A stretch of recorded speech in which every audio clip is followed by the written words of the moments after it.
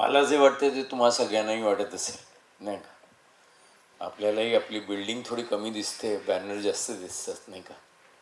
बऱ्याच ठिकाणी वळणं चुकतात कारण बॅनर नवीन आलेली असतात. मला वाटतं बॅनर वाडी म्हणजे अगदी अंधारात त्यांची जी पहिली अनाऊन्समेंट होती, त्या बॅनरवाडीच्या खाली बॅनरच्या इकडे आपण भेटूया. नेमकं त्या पडदा उघडल्यावर नाटक काय असणार हा नेहमी प्रश्न असतो. आणि मला या नाटकाबद्दल काही माहिती नव्हतं.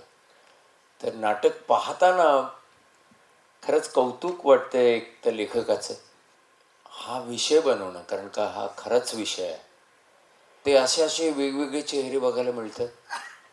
असं वाटतं ही सगळी आपल्याकडे राहतात का असा प्रश्न पडतो.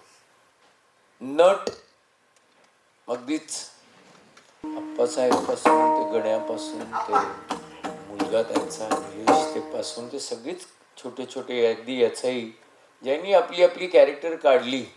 आणि खरंच मॉब असला ना, आपण मॉब म्हणतो त्याला, पण तो असल्यावर मजा काय येते की गाव जिवंत होतं. ते बॅनर सगळे जिवंत केलेत तुम्ही, ते तर फारच छान दिग्दर्शन होतं.